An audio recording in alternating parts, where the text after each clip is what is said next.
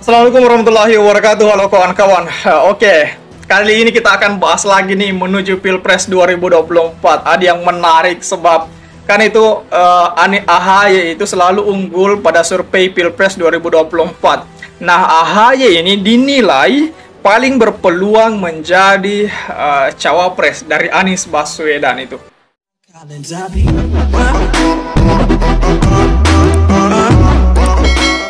Pendamping Anies Baswedan di Pilpres 2024 masih menjadi teka-teki kawan-kawan. Berbagai spekulasi muncul. Nah, dari Ketua Umum Partai Demokrat Agus Harimurti Yudhoyono itu paling berpeluang menjadi cawapres dari mantan Gubernur DKI Jakarta itu. AHY unggul pada beberapa survei elektabilitas, sedangkan saingannya yakni dari PKS itu Aher itu masih berada pada posisi paling bawah hasil survei. AHY pun mengajak PKS untuk menyerahkan urusan bakal calon wakil presiden sepenuhnya kepada Anies Baswedan.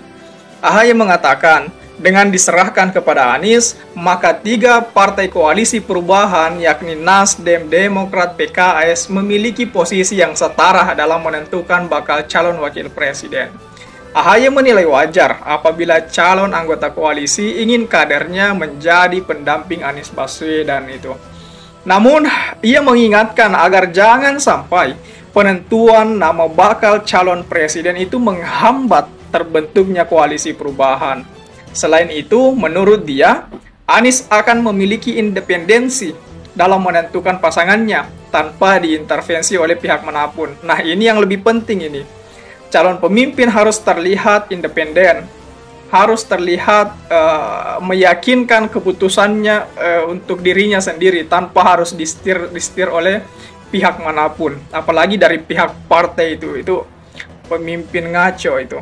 Nah, kalau kita lebih lanjut lagi bahwa AHY menambahkan Demokrat tidak masalah dengan kriteria bakal calon wakil presiden yang diajukan Anies, yakni berkontribusi pada pemenangan, berkontribusi pada stabilitas koalisi, kemudian mendukung efektivitas pemerintahan, dan memiliki chemistry atau dewi tunggal dengan Anies Baswedan itu. Di samping itu, AHY juga mengajak Nasdem dan PKS untuk membentuk sebuah sekretariat, ya sama seperti kemarin itu Gerindra PKB, yang membentuk sekretariat Gerindra PKB. Nah, hari ini AHY juga menginginkan membentuk sebuah sekretariat untuk Nasdem, PKS, Demokrat, sekretariat bersama yang namanya Sekretariat Koalisi Perubahan. Sekaligus ketika sekretariat ini telah ada, maka juga menjadi sebuah tanda adanya keseriusan untuk mengarungi Pilpres 2024 ini. Nah, AHY juga menilai dengan rentan waktu komunikasi lebih dari 6 bulan, ketiga partai politik sudah dapat mengambil keputusan yang penting dan fundamental. Ia menambahkan, Demokrat tidak masalah dengan kriteria bakal calon wakil presiden yang diajukan Anies. Ia juga menambahkan bahwa terkait kriteria bahwa capres secara prinsip tidak ada masalah bagi mereka itu haknya baca pres yakni Anies Baswedan. Seperti itu kalimat dari AHY itu. Nah, lebih lanjut lagi bahwasanya kita bicara masalah survei lagi nih kawan-kawan, karena kita tahu sendiri bahwa AHY selalu unggul survei untuk menjadi cawapres dari Anies Baswedan.